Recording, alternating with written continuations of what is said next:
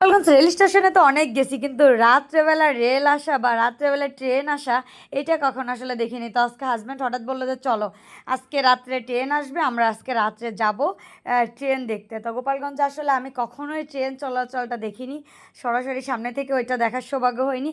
তো আমাদের যে কথা সেই কাজ, আমরা চলে গেলাম ট্রেন দেখতে। রাত বাজে হচ্ছে তখন 10টা 20-এ ট্রেন ঢুকবে। 10টা 20-এ ট্রেন ঢুকবে, হ্যাঁ 10টা 20-এ ট্রেন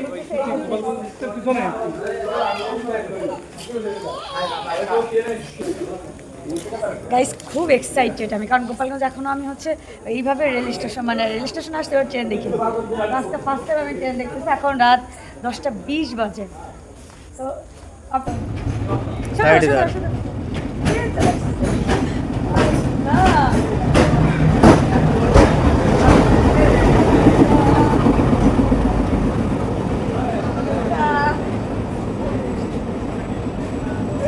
বিশাল বড় ট্রেন, অনেক বড় ট্রেন। আমরা ওয়েট করতে থাকলাম, কিছুক্ষণ পরে দেখেন ট্রেন চলে আসছে এবং বিশাল বড় একটা ট্রেন ছিল।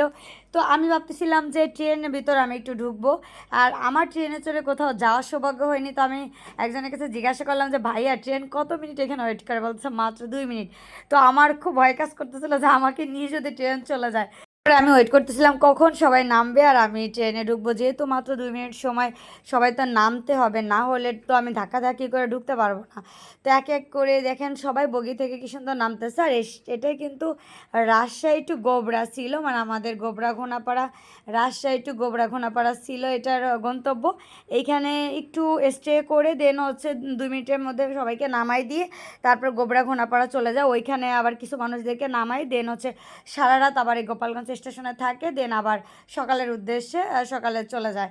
তো এরপর আমি দেখেন আমি কিন্তু টুক করে এই তো উঠে গেলাম কামরাতে। আমার হাজব্যান্ড বলতেছে তুমি এখন ভাব করতেছো, মনে হচ্ছে তুমি মনে হয় কখনোই ট্রেনে উঠে নাই।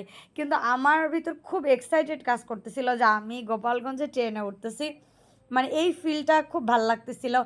আর ট্রেন তো আমরা ঢাকাতে বা খুলনাতে উঠছি, আমি গোপালগঞ্জে কখনো এভাবে উঠিনি। আর গোপালগঞ্জ আমাদের এই ট্রেন স্টেশনটা এত সুন্দর ছিল, নিট অ্যান্ড ক্লিন। মানে অন্য অন্য জায়গায় যেমন দেখি আমরা ঢাকাইতে গেলে টুকাই বা গাঁজাখোর এদেরকে একটা, এদের ভয় থাকে বা ছিনতাইকারীদের একটা ভয় থাকে, এইখানে কিন্তু এরকম না, একদমই নিলিবিলি সাধারণ। আমাদের গোপালগঞ্জ যেহেতু, আমাদের গোপালগঞ্জের সবাই মাসাল্লাহ অনেক ভালো, এই জন্য আমাদের গোপালগঞ্জের রেল স্টেশনগুলোও খুবই ভালো হয়। তো আমি ওই কামরাটায় যাওয়ার পরে দেখলাম ওইখানে ইঞ্জিন খুব সাউন্ড হচ্ছিল। তো আমি আবার এই কামরাতে চলে আসলাম। এসে দেখেন এইখানে হচ্ছে সবাই বসেছিল, আমি একটু এখানে দেখাচ্ছিলাম।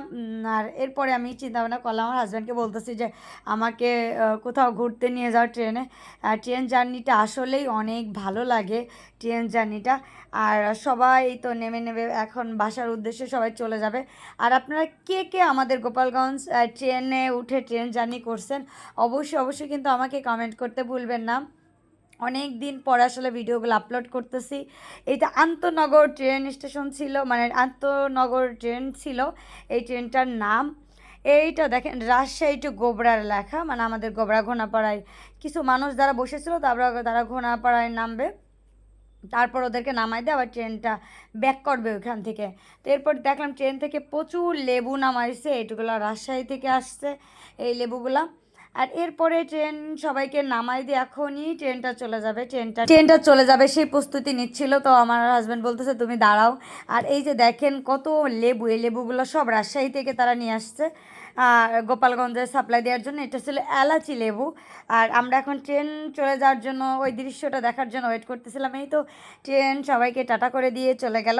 আর আমার আসলে এইটা এত ভালো লাগছে, যদি আমাদের গোপালগঞ্জ ট্রেন না দেখেন তাহলে হচ্ছে চলে আসবেন 10টা 20-এ ট্রেন ঢুকে যায়, বা কোনো কোনো সময় 10টা 30-এও ঢোকে।